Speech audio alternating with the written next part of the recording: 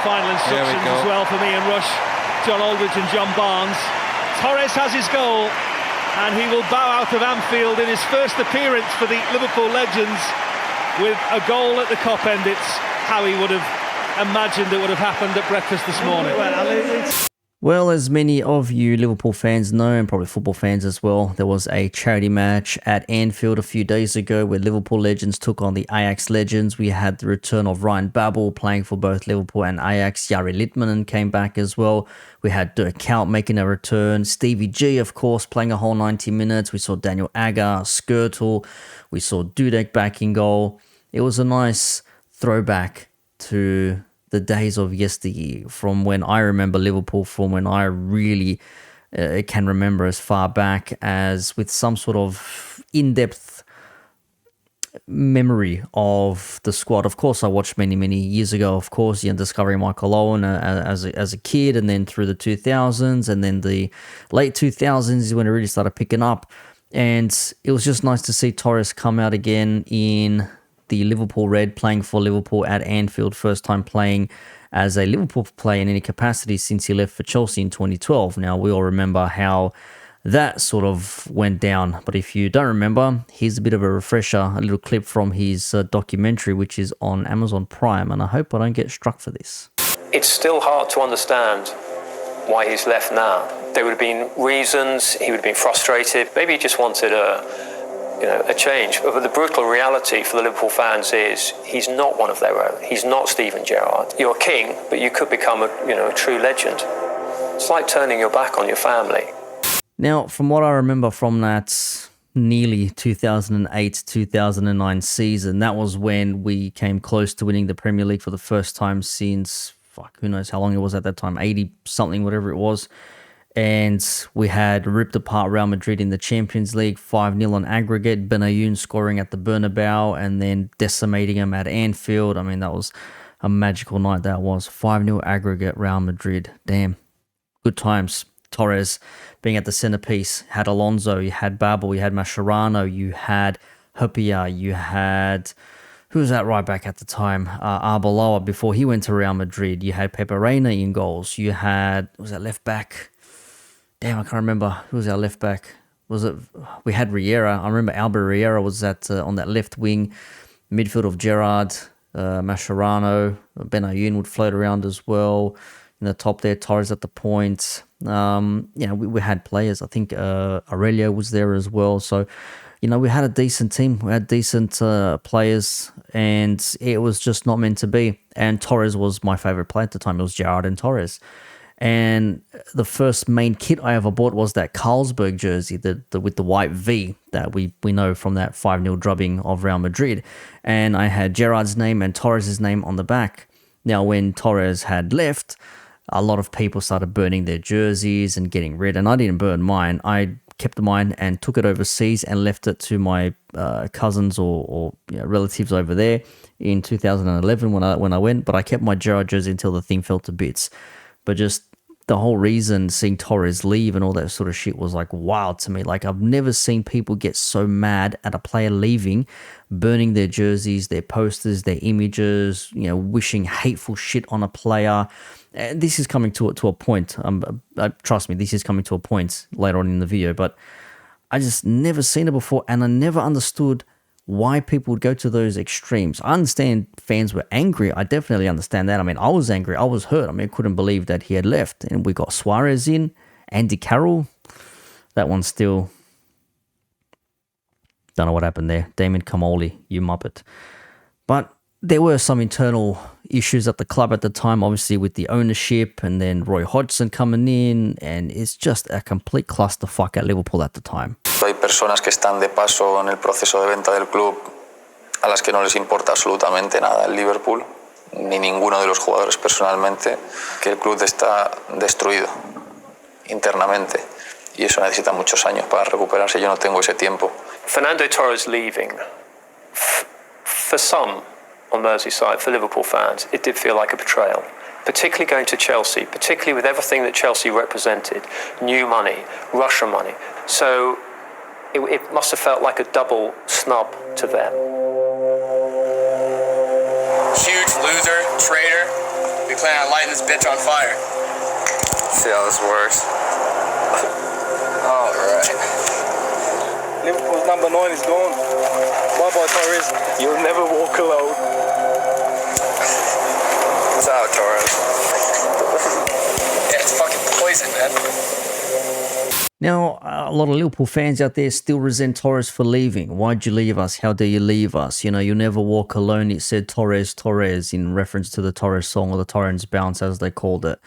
And I don't think I've ever heard that song sung since he left Anfield. I don't even know if they sung it in the Legends match over the weekend. I mean, I think many people maybe tried to do the Gerrard song or the Torres bounce, but people just not bothered, because you're not going to get your normal regulars. You're going to get, you know, whoever coming to a charity match. I would think, in any case, it's open to the public.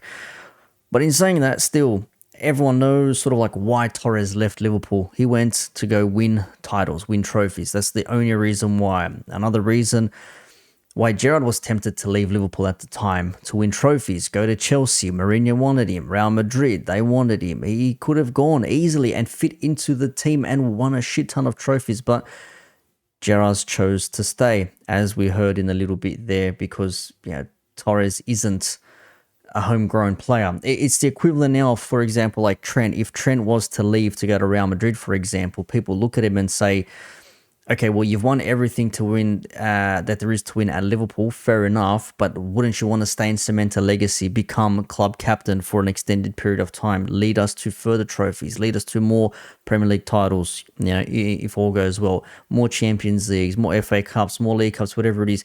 Be your own leader of the new generation coming through in, you know, 5 or 6 years' time, sort of a thing. But we shall see what happens. Obviously, that's more akin to Gerrard's situation, not Torres' situation. Torres, you probably say, to Suarez' situation. Again, Suarez wanted to leave. He ended up going to Barcelona for like some 80 million. We ended up buying some players with that money that we used. And then obviously same thing happened with Coutinho when he went to Barca for a stupid amount of money. Thank you, Michael Edwards, who is now back at Liverpool FC. So fingers crossed we'll see some good deals to come. But to bring this back to the Torres situation, I saw people saying, like, why would Torres ever regret leaving Liverpool? He came to Chelsea and he won trophies. I think they won, the Europa League. They won the Champions League, obviously. I think the FA Cup and a League Cup, if I'm not mistaken. So no league title, but the Champions League would have been the priority, would have been what he really wanted, and he did win that. And, you know, Torres says he doesn't regret having gone to Chelsea just to win things, effectively use the club, if you want to put in layman's terms, but he does regret his side with Liverpool not having done enough from his end to not resort to leaving, if that makes sense.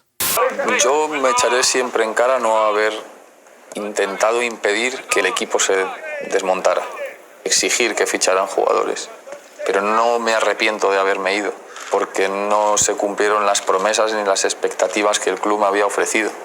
Obviously, as mentioned just before, we know he went on to Chelsea to win things, but it was never the same Torres. He was there for 3.5 seasons, whatever it was, infamously going past De Gea when playing for Chelsea against United, and then hitting that shot wide, way past the post. You would think that was hitting the back of the net 10 times out of 10, not even 9 times out of 10, but didn't. But he did get the winning goal that took them to the final against Bayern Munich in 2012, rounding, was it Valdez at the time at Barcelona? I can't remember. I think it was. And scoring the goal to take Chelsea to that final, where they ultimately won on penalties, thanks to a late Drogba equaliser and then a Drogba winning penalty. So the Didier Drogba final. Always loved Didier Drogba for some reason. He was just no nonsense, just fucking baller of a player, Didier Drogba. But in any case, that was Torres. And then after that, I think after Chelsea, he went to China or something like that. Went to Atletico Madrid and then to China or something. I can't remember. But, you know, having won the World Cup with Spain, winning the Euros with Spain, and, you know, he'd won almost everything there is to win at a certain pinnacle. Obviously, the Premier League wasn't to be in England. Going back to Spain, being in a team with Diego Simeone as a manager, I don't think Torres would have probably liked that, but going back to his boyhood club was a nice little finish to it. And if you're trying to wonder why the hell do I have James Milner on the thumbnail, I'm going to reveal in a minute here. But I just want to put some thoughts out there, and thank you to anyone who's watching this. If you ever care why anyone want to speak about Torres after he betrayed Liverpool and left us and everything else like that. But ultimately, the guy was signed to play for a club, to go on and win trophies and win honours, and he didn't. So back then, as a 21-year-old, when he was banging in goals for Liverpool, absolutely loved the bloke. When he decided to leave in 2012, I thought, well, you can go fuck yourself. You don't want to be here, fine, piss off. Because once a player wants to leave, there's no point in keeping a player there. You're not going to convince somebody. It's like trying to convince a disgruntled husband or wife or boyfriend or girlfriend on trying to stay when their mind's already made up. They don't want to be there. No matter what you say, no matter what you do, they're checked out already. Their head's checked out, and they're already thinking about doing things with other people. That's essentially what Torres did, to put it in some relationship term, if you will. And that's what happened. Went to Chelsea, won his stuff, and then after that, I don't really care much. But players will come to clubs to win things, and ultimately, when you don't win, you move on to the next or another that will grant you that. So he did, and this is where I bring it back to James Milner, who was on a podcast. It was a very good listen from a podcast called High Performance. They have sports stars and celebrities and stuff like that on there. I'll link it down below. And he was basically discussing his time as a footballer, growing up with Leeds, Aston Villa, and then Man City, and then Liverpool, and being at Brighton now, and just his Liverpool stay. Like the things he says about you being a player for a club, like you're not from the area, you're not born there, you're not from the academy, and you don't owe them anything. But what he said really made me think a little bit, which prompted me to do this video on why, we maybe have misunderstood Torres at the time and now probably need to understand where he was coming from, because it's clear to see the man still loves Liverpool. He still loves Anfield. They're the moments where you can enjoy what you've achieved together, and, we've achieved this, and you see what it means to the fans of their club, because ultimately it's their team, their club. They were there long before I was there, and they'll be there long after me. I'm renting a shirt there. Can I represent them and add to my aim when I got there was, can we add to this amazing history of the club? What Milner said at the end bit there, I think is key. That's pivotal. I think that simplifies every player playing for a club of which they're not a native of, i.e. they're not homegrown. It's not their boyhood club. They've moved over abroad and playing for another team who have offered to pay their services. And a lot of Arsenal fans, I've heard them speak, why do people, care so much about Arteta? Why do people care so much about these players? They're essentially employees. If you don't perform to your standards, and if you don't come here and achieve what you're supposed to achieve, you're sacked, you're gone, see you later, goodbye, or you decide to move on, which I understand. The older you get, the more you can understand how these things work in reality. When you're younger, you just want to see them succeed. Why would you go anywhere else? That's a shit team. Well, yeah, you might think they're a shit team or a shit club, but they could be offering something that you're not, which is why they want to move. If they're in a better position to win trophies or win silverware, you're more likely going to go to that club instead of going to another club or stay where you are. Now, many will say that if Torres had stayed, who knows what would have happened? Would we have had him for the rebuild? Would things have been a little bit different? Would we have maybe won a Premier League and had him maybe be a bit player at the age of 30, for example? Who the hell knows? I mean, you cannot tell if these things would have happened. You just don't know. So in hindsight, if you said, man, if he stayed along, look what would have happened, would have played with Suarez, would have done this with Gerrard and all these, but you never know. If Torres played, maybe we would not have seen the Suarez that we ended up seeing, a few years thereafter. Maybe Torres would not have ever won anything. Maybe would have won everything. It's hard to say. But there is a world, I'm sure, where Torres stays and Liverpool are successful and do win. But as Torres said himself, he goes, man, these guys were talking about years to rebuild. I didn't have the years in me, so what was I supposed to do? Hang around and just be loyal to a club who told me that, we're going to win things, we're going to do this and that, and then everyone sort of pissed away.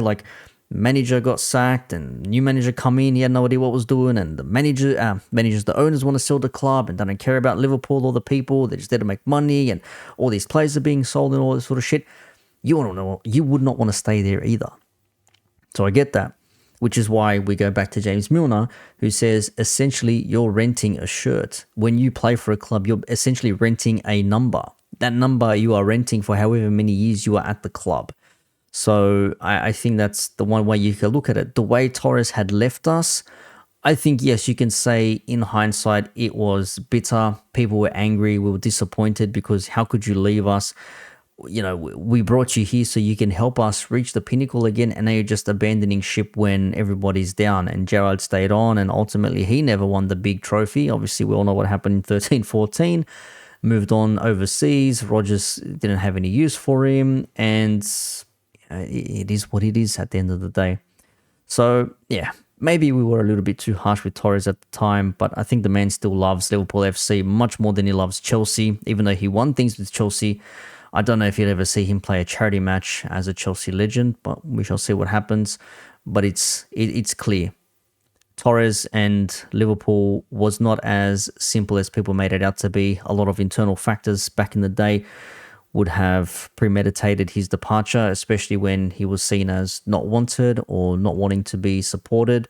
But again, he says as well, maybe I should have done something. I regret not speaking up or wanting things more. But ultimately, there was a club, you know, down in the capital that wanted my services. They were willing to offer it for me, and maybe didn't perform to the best of his abilities, didn't score as many goals as he did in the seasons prior with Liverpool, but he still won things. That's the main thing.